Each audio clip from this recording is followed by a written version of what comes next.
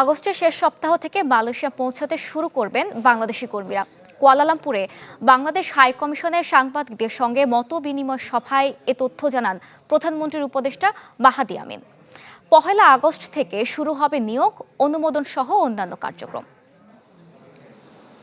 মালয়েশিয়ায় দীর্ঘদিন থেকে বাংলাদেশি কর্মীদের জন্য বন্ধ থাকা শ্রমবাজার নতুন করে উন্মুক্ত হওয়ার বিষয়টির সুসংবাদ দিয়েছেন বাংলাদেশের প্রবাসী কল্যাণ ও বৈদেশিক কর্মসংস্থান মন্ত্রী আরিফুল হক চৌধুরী এবং মালয়েশিয়ায় সফরে আসা বাংলাদেশের প্রধানমন্ত্রী তারেক রহমানের প্রভাবশালী উপদেষ্টা মাহাদি আমিন।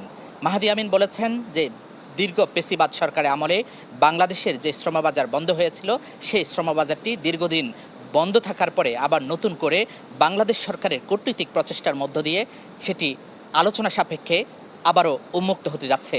তবে উন্মুক্ত হওয়ার প্রক্রিয়াটি কিছুটা সীমাবদ্ধতার মধ্য দিয়ে এবং বাংলাদেশের যে সমস্ত রিক্রুটিং এজেন্সি রয়েছে সেই রিক্রুটিং এজেন্সির চাহিদা এবং মালয়েশিয়া সরকারের চাহিদা দুটির মধ্যে যে জটিলতা রয়েছে সেই জটিলতার কিছুটা ওভারকাম করে G2G ফর্মুলায় এখানে বাংলাদেশের যেই বুয়েছেল রয়েছে বুয়েছেলের মাধ্যমে আগামী অগাস্টের শেষ নাগাদ প্রথম যে বাংলাদেশ থেকে কর্মী আসার প্রক্রিয়াটি শুরু হবে। তবে মাহাদি আমিন আরেকটি বিষয় বলেছেন, সেটি হলো যে মালয়েশিয়া এবং বাংলাদেশের টেকনিক্যাল টিমের মাধ্যমে মালয়েশিয়া বাংলাদেশের শ্রমিক আসার ক্ষেত্রে যে জটিলতাগুলো রয়েছে সেই জটিলতাগুলো পর্যালোচনা করে স্বাভাবিক প্রক্রিয়ার মাধ্যমে এখানে যত রকম সমস্যা রয়েছে সমস্যার সমাধান করে বাংলাদেশি কর্মীদের যে স্বার্থ সংশ্লিষ্ট বিষয়গুলো রয়েছে এই বিষয়গুলোর প্রতি গুরুত্ব দিয়ে তিনি কিন্তু মালয়েশিয়ায় যাতে বাংলাদেশি কর্মীরা আসে কোনো প্রকার প্রতারণা, সিন্ডিকেট অথবা জটিলতার শিকার না হয় সেই বিষয়টির প্রতি গুরুত্ব দিচ্ছে বাংলাদেশ সরকার। তবে মালয়েশিয়ার মন্ত্রী এম ব্রাহ্মানান তিনি যে বিষয়টি বলেছেন সেটি হলো যে আসলে বাংলাদেশ থেকে এই মুহূর্তে কর্মী নেওয়ার ক্ষেত্রে মালয়েশিয়া সরকারের আর কোনো বাধা নেই।